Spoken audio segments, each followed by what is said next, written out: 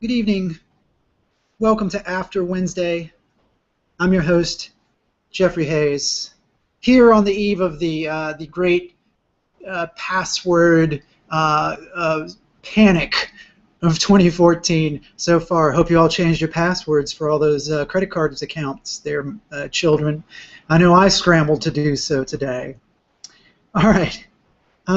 This past week marked the 100th anniversary of the beginning of World War I. Now, if you're like me, my knowledge of World War I has come primarily through pop culture, with a sprinkling of actual history I probably had a little bit here and there in school. World War I really wasn't covered that much in a lot of U.S. history classes, and I think a lot of that's contributed also to that America's role in World War I really didn't start until later, after the U-boat, I believe it was the U-boat sinking of the Lusitania. For example, you know, I've read and watched All Quiet on the Western Front about Germany's experience. I've seen Paths of Glory, Stanley Kubrick's adaptation of controversial French account of the war. And the subject of tonight, Jacques Tardi's first World War I book, it was A War of the Trenches, and more recently, Goddamn This War, which we'll talk about in depth tonight. What ties all of these together? What I infer from them all is a very strong anti-war sentiment. It's kind of one part romantic and one part realistic. But it is Tardi's work, Jacques Tardi's work, Goddamn This War in particular, that offers something a bit more.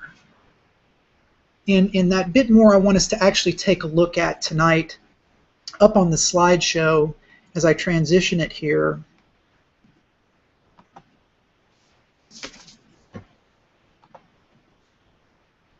Bring that up for everyone.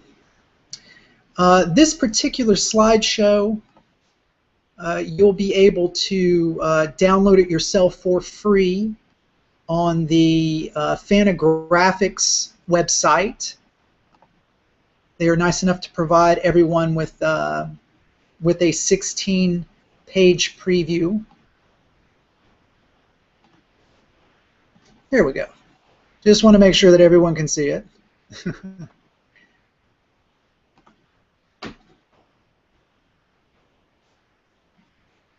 And we'll talk more a little bit, or we'll talk more about this in just a second.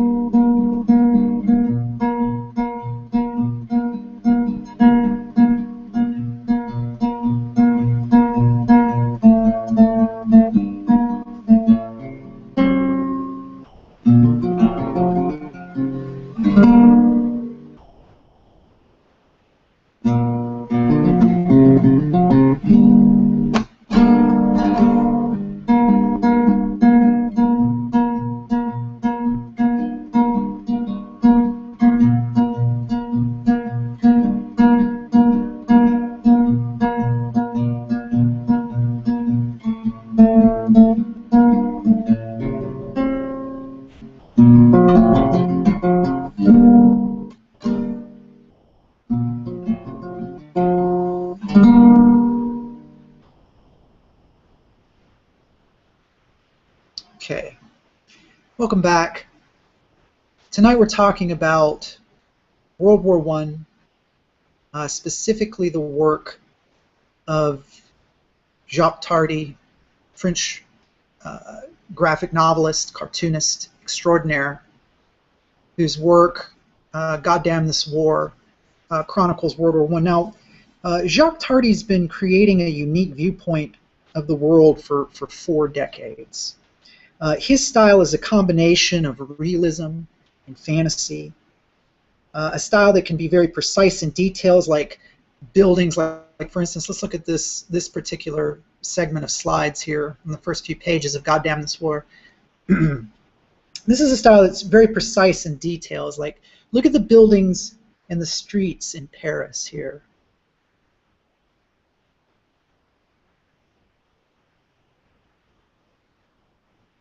Let's take a moment to really appreciate that detail. And yet, with such intricate detail,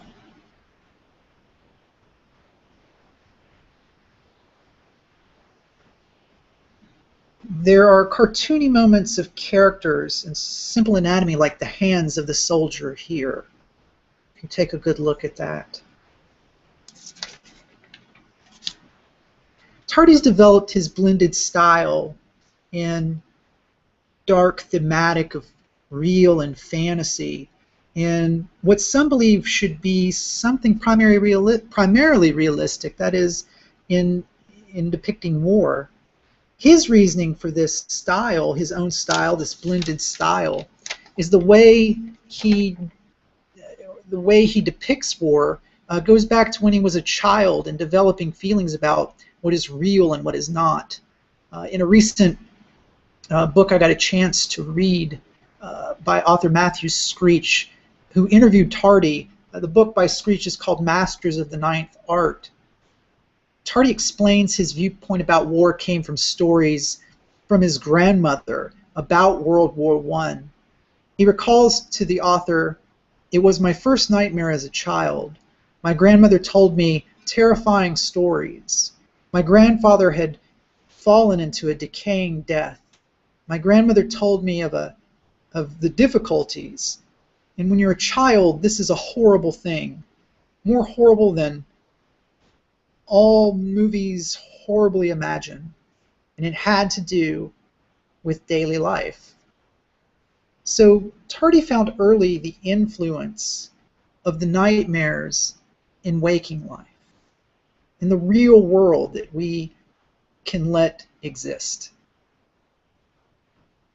I'm just taking a moment here again to sort of fill in some of Tardi's more realistic detail. Another interesting note about Goddamn This War in particular is that the beginning of it, this initial chapter, which again you can download this entire 16-page preview for free over on the Fantagraphics website, is that he moves us from bright, vibrant colors of life into later in the book until this completely gray washed with very, very select and very, very little color. And that's also an interesting choice. And more on Tardi and his influence of trying, and this influence of depicting waking life that can be nightmarish, more in just a moment.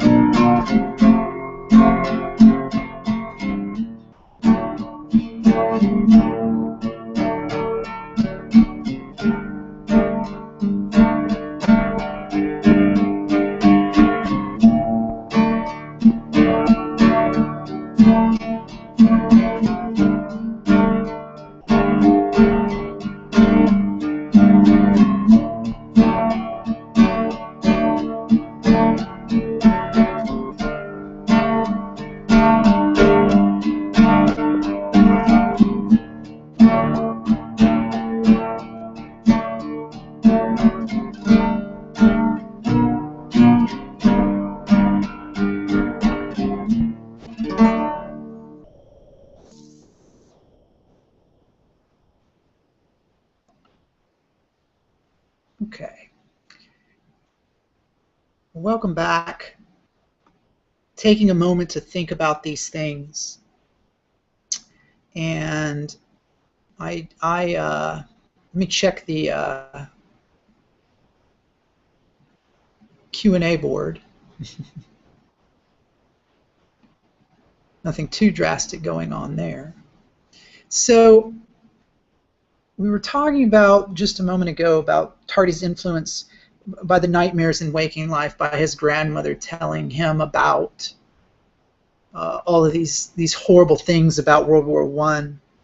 And Tardi at a young age developed his sense of realistic fantasy for his World War I work by understanding at an early age that real life, waking life, is full of nightmares and horrible things.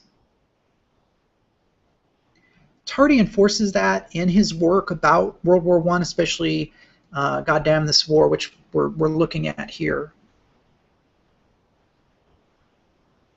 Let's take a moment here to sort of continue to scroll through it and find it. There we go. Finally, when we get up to the front lines, we begin to see his change here in tone and his change in colors. We go to more muted yellows, muted blues, the entrails, the dirt mounds, from the brightness of Paris and the green and the lush. Tardi enforces this work of nightmares and horrible things in waking life in his work. And for Tardi, there's no distinction between good and evil in a war, such as World War I, called the Great War by many, in that soldiers on all sides are just the common man in an impossible situation. For Tardi, as again going to the book by Matthew Screech, who interviewed him, points out, war is not something that takes place comfortably in far-off lands. And that's for good reason, too, because you have to realize when you read a book like Goddamn This War or All Quiet on the Western Front or anything dealing with the European perspective of things, especially in any conflicts, really in the 19th, before the early 20th and pre-centuries, is that Europe has taken place within and around that on the continent. It's landlocked and it's just so easily accessible, and it's kind of hard to believe, especially in World War I and World War II in France. As an American whose country has been removed from seeing battle on its own lands now for really over a century since the Civil War, this sentiment can be very hard to process, this sentiment that war is not something that takes place comfortably in far-off lands, because for Americans it always has, thankfully, taken place away from us. So then is Tardi's viewpoint and work anti-war? That's the big question here about a definition of this work, and I'll just scroll through a little bit more here. Here the butcher shops, the talking of how much meat had to be put out for the troops, and again here's more scenes early on from he's setting up juxtapositions on the battlefields and letting people see what's going on. He uses the voice, the perspective of this sort of lone soldier throughout 3/4 of Goddamn This War. So is Tardi's viewpoint and work anti-war? And can it be housed in sort of the romantic notions that we often associate with war narratives and war comics or war movies? Especially in America, we sort of romanticize these notions that there is strict good and strict evil that so often are portrayed. For me, in looking at this work, Tardi is presenting a very strong viewpoint that war is hell in Goddamn This War, and it's all about the context of the situation going on between France and Germany and Hungary and Italy in Russia. Yes, war is hell, but it is an altogether different hell when there were no Nazis involved to stop. There was no overwhelming, ideologically opposed evil sort of banging down on the front gate. Also, the shocking thing about World War One is in the transition of that.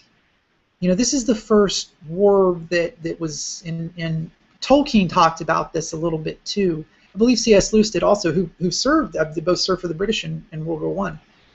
That this is a mechanized war. The first 20th century, the first real war of the 20th century is mechanized. There are tanks. There's the development by the Germans illegally of gas type weapons. This is mustard gas, just ugly, brutal stuff. Millimeters of shells that are just inhuman, and Tardi goes into a lot of detail about it once the years of the book sort of press on. Here he depicts some German soldiers waiting in the bush to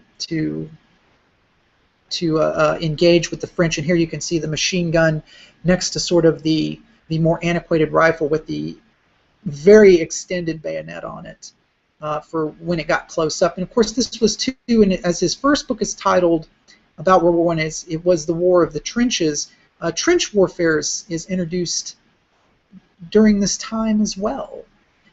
It's that awful, this is hell, is the way that Tardi is presenting it, right? That Tardi presents this side of World War One, a conflict that is not only mechanized, but that is also using people and property as pawns in a political game. For instance, in one revelation later on in the story, we learn that the French and the German governments were starving its own people to keep up with supplies for the war. What worse hell is there than the abuse of one's own people for no other reason than to, quote, win? That is nightmarish. You know, just as much as the developed guns and gas and hardware of World War I, all of which strengthens, in my opinion, a definition of anti-war using Tardi's work as a lens. War is the living hell, the waking nightmare for so many, and it drives him to tell these stories.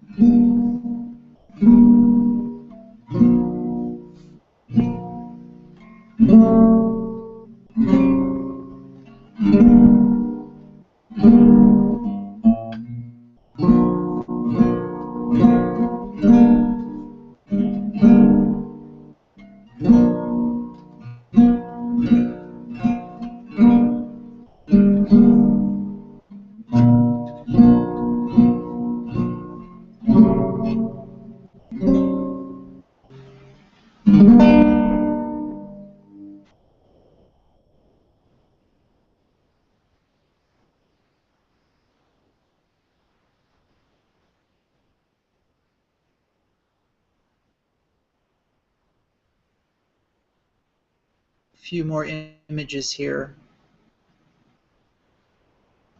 from Tardi's work. This wonderful moment in the book too is the French soldier sits down and the German soldier is asleep on him, and he wonders, is he dead or alive? He doesn't even want to check, and then they're ambushed, or a gentleman nearby is ambushed and ran through. A lot to think about. A lot to think about with the idea of war, what it is to present art that may seem anti-war. I think we have to sort of reconfigure that definition. Again, I believe that Tardi's work is anti-war, but it's a different kind of definition of anti-war. I'm using Tardi as a lens because he's showing this horrific day-waking nightmare that one day, think about it in this context, one day you're walking around and everything is fine, and then the next day bombs are falling and everyone you love is dying and you're marching off. You've never shot a gun in your life. They've put a gun in your hands. You're going out and you're told you have to go out there and you have to defend yourself. It's not always a question of defending oneself, because we have to do that. I think that that's a very important distinction to make about war. You're going to defend your homeland. You're going to defend the people that you love. Of course you are. But the deeper question here is that what is the purpose of the war? Is it to stop something like a Hitler or Nazi or fascism or any of these things? Or is it just about playing political pawn games, which Tardi in the historical annotation in the back of Goddamn This War talks at great length about? And I really encourage you, if you do get the book, to definitely read the entire back half of it. We have a question. In Tardi's other work, this question just came in, from our friend of the show, Heath, who guest hosted with me last week. In Tardi's other work, how does this influence this event reveal itself? It's ongoing. This influence, it's thematically connected. The difference between Goddamn This War and It Was a War of the Trenches is that It's a War of the Trenches is much more vignette driven. This one he uses more of a singular narrative until the last quarter, really, of the book, and then it breaks into some really heartbreaking vignettes. Also, he decides in this book, in It Was the War of the Trenches, thematically he just goes directly to that washed out grayscale, because again, it primarily takes place while the war has really begun, where with this book, with Goddamn This War, as I showed earlier, we begin where everything's still okay. I mean, even in this scene I have on the screen right now, you can see the colors, but they're already beginning to become slightly muted as opposed to the French streets from earlier. Here, the man, the German officer, and I don't mean to lie. You giggle for just like a second. You realize he's as it says here. He says he come to take a shit on the sacred soil of France, the eldest daughter of the church. Did he void though all of his fear out of his guts? Either way, the filthy bugger never got around to wiping his ass. This German soldier is ran through by the French cavalry here, or by these French higher ups.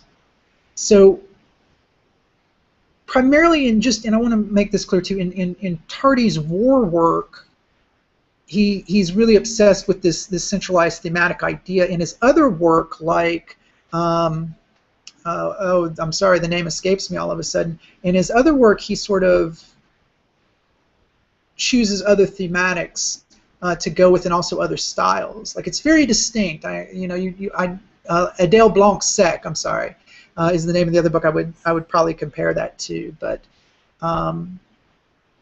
yes, I hope that answered your question. Okay, well, no show next week. I hope you enjoyed this one. Let me shift gears here as we get out of prepare to get out of tonight's broadcast.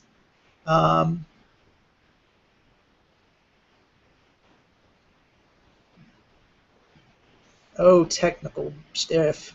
There we are. All right. Thanks for joining us tonight. If you want to share the show, please do via Google Plus, of course, or YouTube. You can find me on my own YouTube page, Jeff Hayes. It's real hard to find. Or you can, of course, go to the events page that I've been posting, where we have all the shows are archived. Also, of course, on Twitter, my handle is @JLDPROD2002. My Twitter question of the week is, how do you feel about depictions of war in comics and or pop culture? Feel free to answer that question with the hashtag Afte Wednesday. I have one more question that's coming in now. It says, was this released in the 70s and was Tardi outspoken against the Vietnam War?